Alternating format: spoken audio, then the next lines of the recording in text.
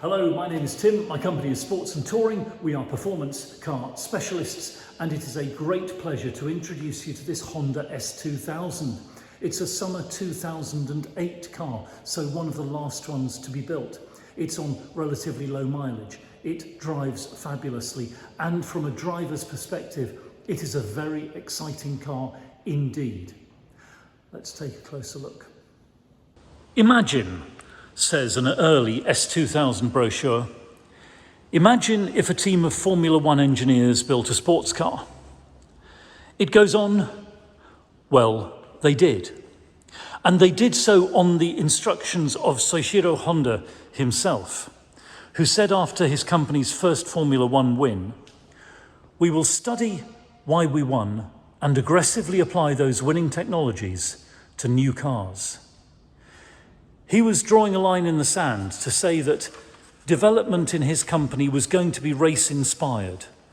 It was going to flow from the Formula One track through to the production line.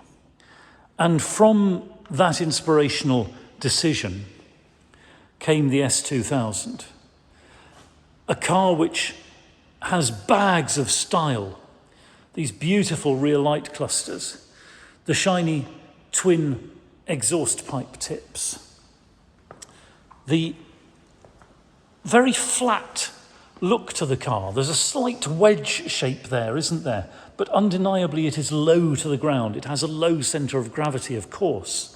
In fact, the weight distribution is sensational.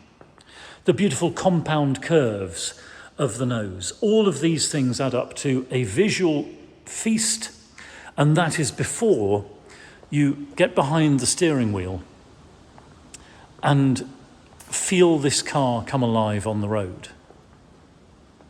This example then, as I say, a 2008 car, is in pretty good condition. It's 15 years old, of course, so it isn't showroom new, but it will hold its head high and deliver enormous pleasure to its future owners. Let's take a look inside. The car's supplied, of course, with 2 remote key fobs and the mechanical key for the ignition. And we can open the door and take a look in the cockpit. And it's pretty good news. This driver's seat is in very good order indeed. The leather is almost totally smooth and unmarked, just a couple of little creases here and on the seat base where it's been occupied. The dashboard, the centre console, likewise. The door card in very good condition indeed. And as we sit down into the Honda,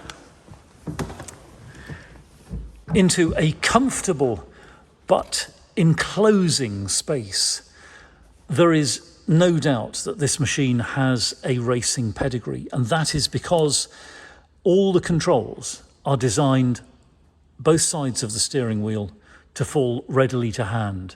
This is a car which reflects the need of a top racing driver to keep his hands on the wheel while he makes all of the adjustments he needs to. Back in the late 1990s, of course, it wasn't an enormous cluster of buttons on the steering wheel as we see now in F1, but everything was arranged neatly and precisely around so that with the tip of a finger, or at worst, a swift movement of the hand away from the wheel and back onto the wheel, everything could be achieved.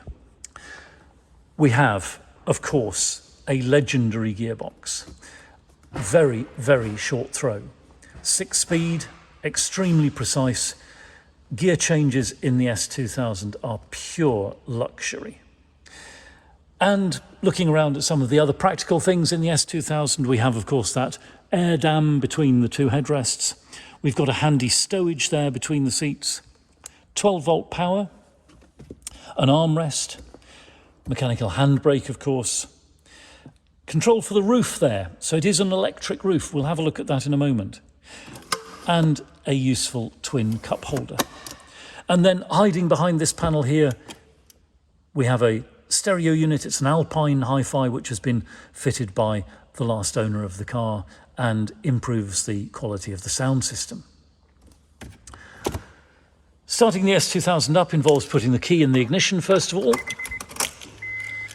The dashboard runs a quick self-test, and then we have an engine start button here. And that is a lovely sound. A 2-litre 4-cylinder engine, smooth and powerful. It's a VTEC engine, of course, so it operates best at high RPM. Look at that, the red line is at 9,000 RPM. Things really start to come alive around 6,000. If you are racing this car, you need to keep the revs very high indeed. That will entail lots of gear changes and very careful thought about the right gear for a particular corner. With the engine running, we can take a look around the rest of the controls. We've got, of course, the climate controls with multi-directions to be chosen, air conditioning and recirculation. Rear fog light button there, VSA on off button, and over here controls wired into the stereo. Lights and wipers. What more do you need in a sports convertible? Not a lot. It's a great place to sit. It's amazing how easy it is actually to interpret that dash, again echoing the practice of Formula One, where the driver has to be able to gather the information instantly without deviating his view from the road, and that huge digital speedometer will tell you with only a moment's attention what speed you're achieving, while the shape made by the rev counter as it fills in there makes it very easy indeed to see when it's time to start changing gear. It's a brilliant cockpit, ever so simple, ever so straightforward, but ergonomically just brilliant. And you can see the quality of this one. There are hardly any signs at all of the car's age around this cockpit. It's clearly been looked after, it's been cleaned correctly, it's been diligently cared for, and it's a real pleasure to have it here.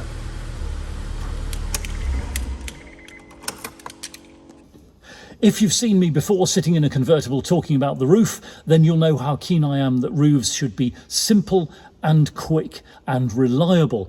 Well, the good news is that the S2000 roof is quick and it's pretty reliable. It's not as simple as some. I'll talk you through how it works. At the top of each A-pillar, that's to say the top corners of the windscreen, there is a latch in the roof. So to open the roof, we operate those latches and stow them out of the way. And then we operate the switch on the center console, and the roof folds in only a few seconds into its stowage, and we're ready to drive off. Closing, very, very similar, but in the reverse sense. So we use the switch to close the roof, like so. Again, only a few seconds to do so. And then when it stops, there's a handle there where you can help it into position and use the latches in the top corners to secure it, and once again we are good to go. So it's quick, it's reliable, it's a little more complex than some one-button roofs are nowadays, but nonetheless it's a great piece of classic Japanese engineering.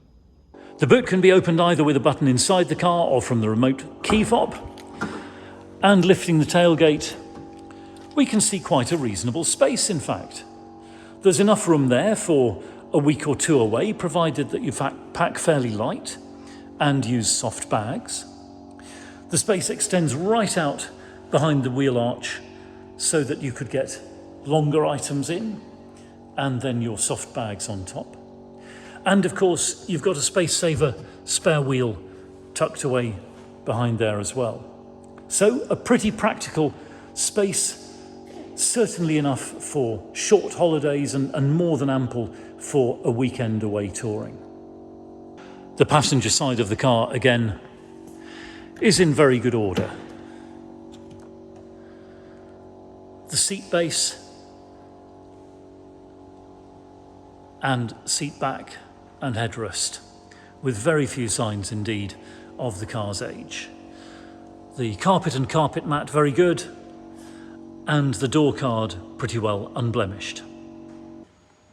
Under the bonnet, and there is Honda's S2000 power plant, the 2-litre VTEC variable timing technology DOHC direct overhead cam engine, which produces 240 horsepower and propels the S2000 via the 6-speed manual gearbox from 0 to 60 in just 6.2 seconds. But I emphasize that, like so many really good sports cars, this car isn't about numbers. It's not about drag racing. It's not about beating someone away from the lights. It's about planting your foot on the accelerator, watching the revs build, getting into that VTEC regime where the engine seems to light up and the car really goes, timing your gear changes and feeling that unity between you and the machine and the road. It is such an intoxicating drive in an S2000. As you'll know if you've watched our other videos, I'm a huge fan of the MX-5. I'm a massive fan of the Jaguar F-Types. This sits somewhere between the two. And it also sits slightly to one side because whereas the MX-5s and the F-Types are sports cars, this is closer to a racing car. This is closer to a car built to live on the track. And it certainly gives that rewarding experience behind the wheel. And that, I think, is why the enthusiasts who pursue the enjoyment of these cars get so much from it. The handling, the performance, the aesthetics, and the pleasure of ownership all add up to a great combination with the S2000. And then under the bonnet, notwithstanding that, as usual on the S2000, the finish on the rocker cover there has deteriorated somewhat over time. That is just something that happens. You can remove it and repaint it if you're particularly concerned. But away from there, everything looks very, very good indeed. The engine bay is clean and correct. There are no nasty bits of unexpected wiring looming in to suggest that someone's been doing some DIY modifications. It's all very nice indeed. And look too at the position of the engine in the engine bay. It is well back behind the front axle so that the weight distribution in this car is correct. It's low down in the car so that the weight distribution is correct. And those are things which add up to the brilliant handling of the S2000. The S2000 was available in the normal convertible form with the folding soft top, or as the S2000 GT with this removable hardtop. And our car has the removable hardtop in the correct body colour and with the heated rear windscreen, which works through a connector just behind the B-pillar on the near side of the car. So you can pop this on in the winter and enjoy the benefits of a solid roof, or take it off when spring comes, leave it in the garage and have convertible soft top summer motoring. So thank you very much for watching. It's been a real pleasure to show you this S2000. We're Sports and Touring. We're just outside Andover in Hampshire. We're open 7 days a week by appointment only. You're very welcome to email, telephone or WhatsApp if you've got any inquiries, or if you'd like either to see the car by video call or in person. Please take a few moments to read our reviews on Auto Trader and see what our previous customers think. I'm very proud indeed of our achievements there. If you've got a car you need to dispose of, we will give you frank and honest advice about the best way to do that, how to achieve the maximum value with the minimum inconvenience. And if you need to chat about finance, we can do that as well. We're authorised and regulated by the FCA. Thank you once again. I do hope to hear from you soon.